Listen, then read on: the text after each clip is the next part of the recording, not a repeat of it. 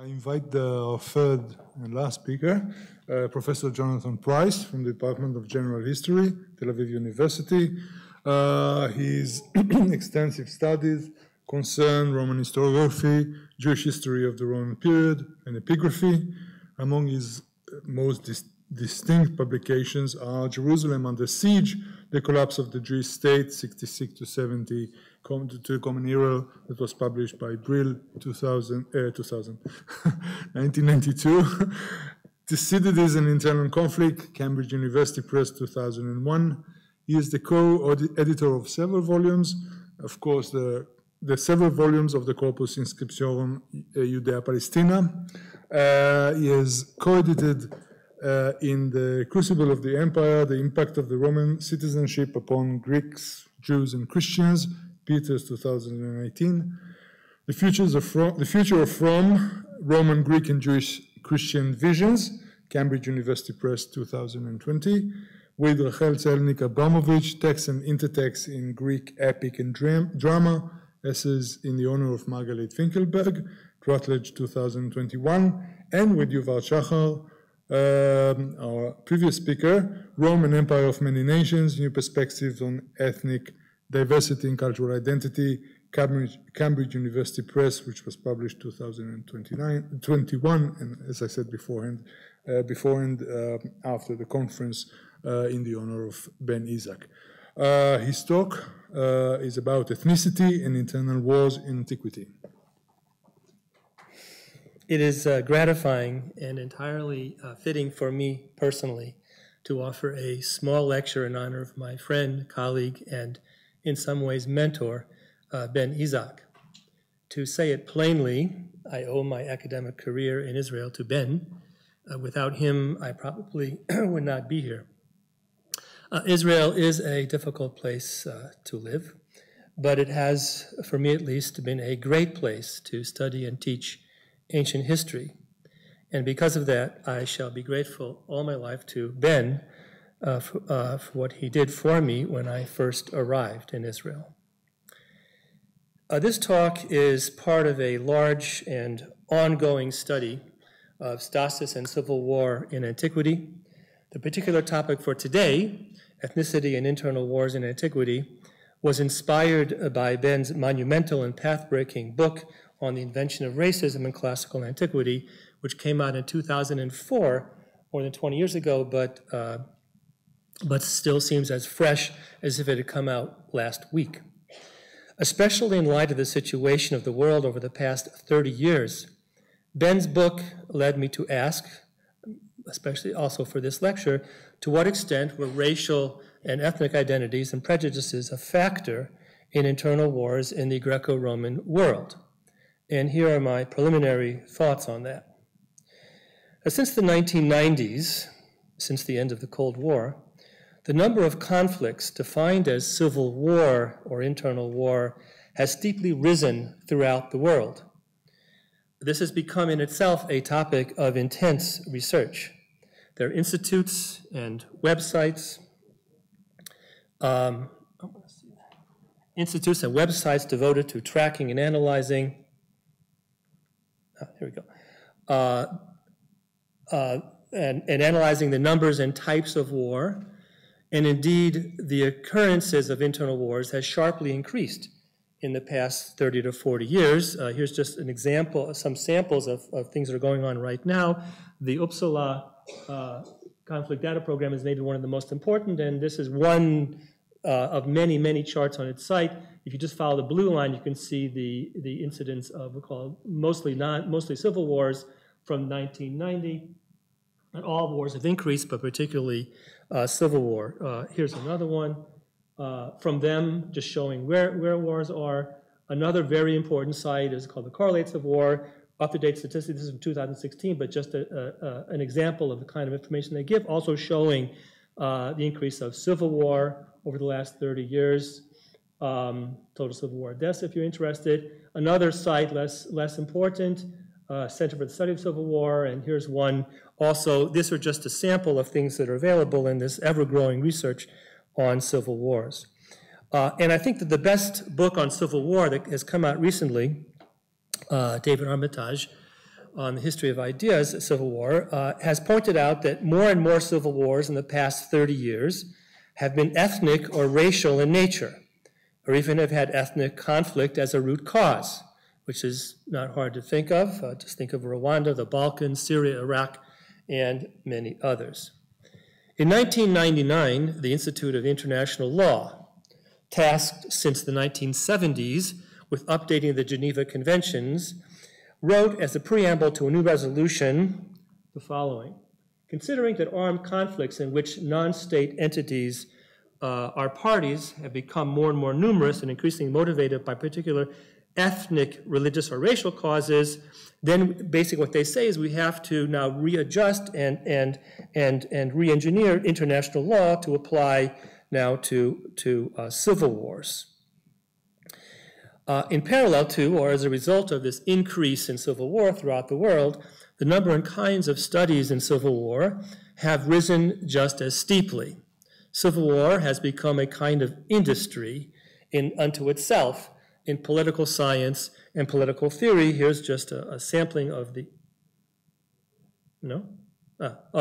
latest, some latest books. I haven't read everything. These books are all good. I haven't read everything on civil war. It's really an avalanche.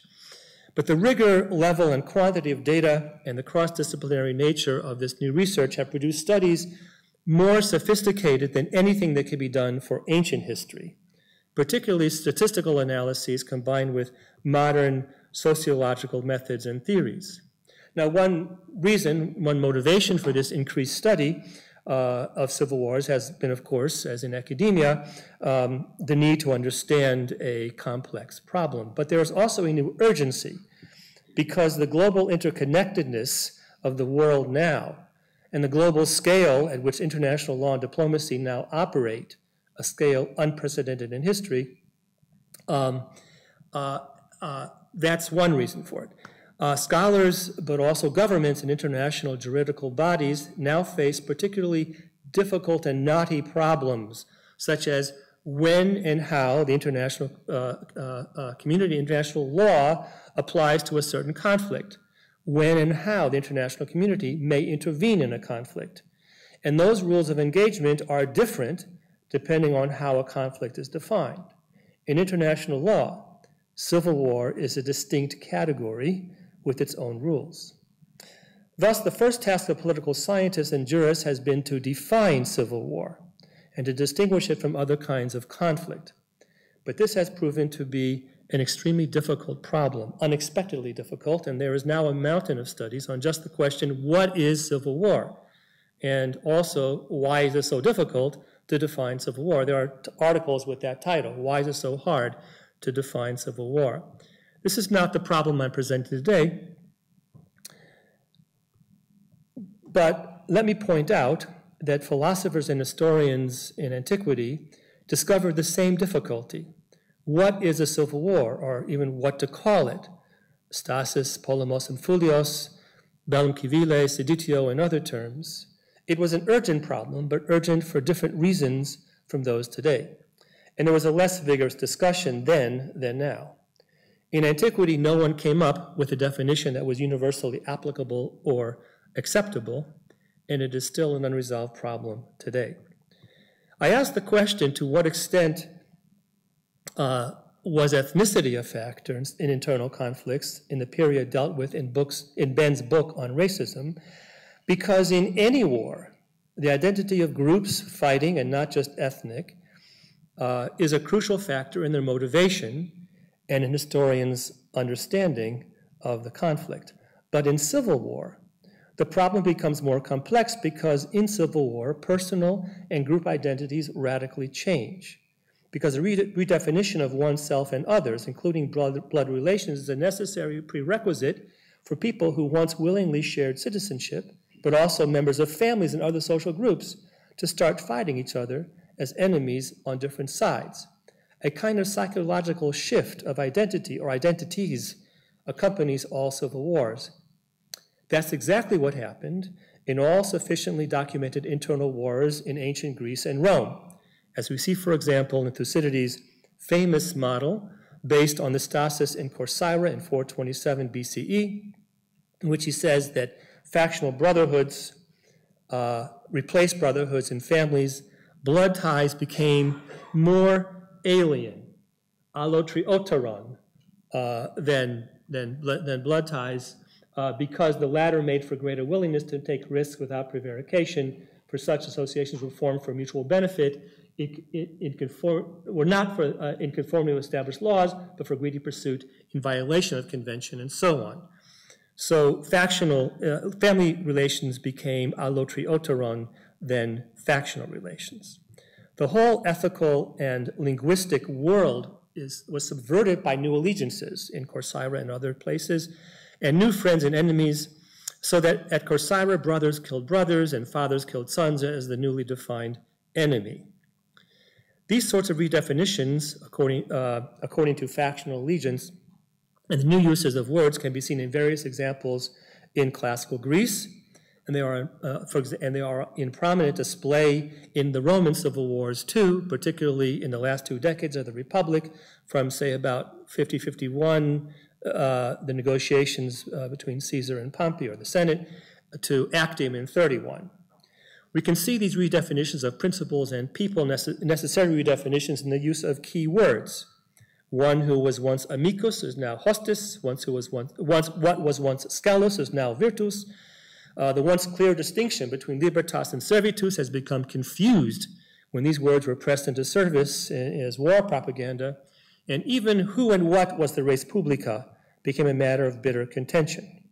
And this transmuted language, following patterns predicted by Thucydides, remained a fixture at first in Augustus's propaganda after he became sole ruler. You can see a lot of examples of this in the Res Gestae. As for the question of ethnicity in Rome's civil wars, at least during the last 100 years of the Republic, and the first 2 centuries of the Principate, ethnicity was, so far as I can tell, not a factor.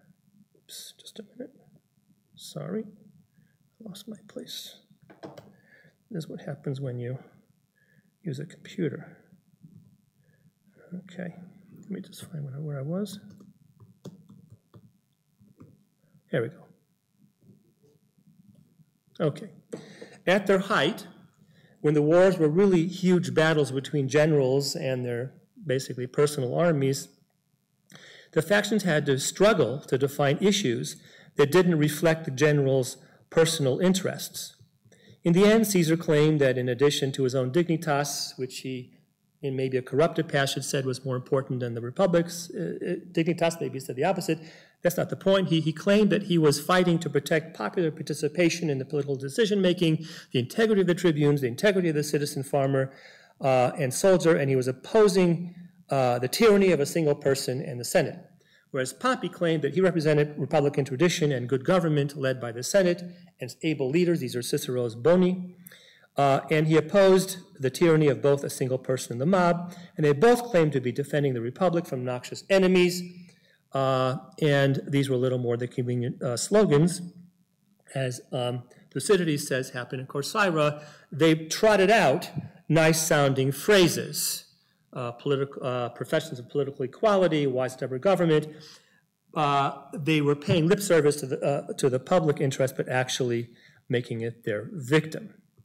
So there was no ethnic component in the slogans or the reality of the Roman civil wars. And in the so-called civil wars of 68 to 9 CE, there was not even an attempt at nice-sounding phrases, so far as I can tell, just really ad hominem attacks and tests of the loyalties of the legions, whose concern was not only who would lead them, but also who would provide better conditions. Now, in a longer lecture, I would speculate on the reason for this, perhaps referencing actually the book that Yuval mentioned about Roman citizenship, the expansion of Roman citizenship that included many ethnicities now within the Roman citizenship, so that a bellum civile was less likely to be ethnic, but that's just a side speculation, whether or not it's correct. Let's move to Greece. This is hastily moving along, I know. In Greece, we find that they paid close attention to who was what, especially among themselves. Despite certain pan-Hellenic and indeed racial ideals, that actually start to appear rather early, such as the Athenians' famous statement at the end of Herodotus, Book 8, about the Greeks' shared blood, language, altars, and so forth. And then in the 4th century, the idea of the Pan-Hellenic invasion of Persia, the ancient Greeks never stopped obsessing about the ethnic differences among themselves. In a sense, this attitude enabled their constant wars on each other to be defined as polemos and not stasis. Their obsession with the differences among themselves is especially clear in the speeches that Thucydides, again, puts in the mouths of various cities during the Peloponnesian War, stressing that not only do Greeks from different cities have different origins, that is, genealogies and altars, but also different personal characters, as to be expected from different ethnic backgrounds. For example, the Corinthians in Book 1, trying to justify war to Sparta, say that the Athenians are unlike all of the Greeks, especially Spartans, in their relentless and restless energy, excessive risk-taking, their busybodiness. And they say, in brief, they are by nature pefu kenai, unable to live in peace, and so forth. In other words, they are by nature different from us, and therefore dangerous to us. This comment not only helped spur Sparta to war, but also emphasized the essential difference in the enemy and the legitimacy in making war on them. It's an us and them outlook, which is behind so many racial prejudices. They're different from us. The Peloponnesian War is not usually considered a stasis. That is, not many people have agreed with my thesis that Thucydides wrote it as a stasis. But it is fair to say that in actual stasis in cities that are sufficiently documented, none, so far as I know, involved ethnic or sectional groups that weren't Greek themselves within the cities. And this goes for, I have a list of stasis, but I won't burden you with that now. So it's interesting that both Plato and Aristotle, in dealing with stasis as an unsolved problem in Greek states, do consider ethnic factors. In his Politeia, Plato thought that he had designed the perfect state that would ensure perfect justice by a rigorous social hierarchy, and if everyone stayed in their own place, there would be no stasis. Stasis causes hatred, justice causes stasis, and so forth. But in a perfect city without injustice, this wouldn't happen. But in his more detailed treatment of stasis, in a discussion of the behavior and ethics and warfare in general, Plato doesn't talk about conflict within a polis as stasis, but the difference between Greek and foreign conflict. His definition of civil war, later on in the Republic, the Politeia, Socrates says we have two terms, polemos and stasis. And he gets to the point, whoops, oh no. Going back this way. Here we go. That's what I want. He gets to the point where he says that Greek fighting foreigners and foreigners fighting Greek, this is a polemos. But Greeks fighting Greeks, this is an illness, Thucydidean term. It's a kind of hostility. All this is to be termed stasis. So Socrates, in war, Greeks shouldn't enslave Greeks. Greeks shouldn't plunder Greeks. Greeks shouldn't plunder Greek territory, Greek houses, and all inter-Greek quarrels should be directed towards conciliation. And Greekness is defined much as in Herodotus, Book 8. So Plato thought that when Greeks were well-governed, no internal war in cities or between cities could exist. Thus, Plato's definition of an internal conflict is based on the ethnic relation between combatants. Aristotle took a very different approach to the ideal state, inductively gathering as many constitutions as he could to find out what worked best in practice. In Book 5 of the Politics, where he considers changes and transformations in the state in general, including stasis, he concludes that all changes, including stasis, result from inequality, or this is what he calls injustice. Inequality in the state is injustice. Even a small one can become exasperated. And since no state has ever been realized without some sort of inequality, all states are subject to stasis, and they can't avoid it, only postpone it. As he says, stasis is everywhere due to inequality. Essentially, he describes a psychology of resentment as the cause of stasis, as he says here.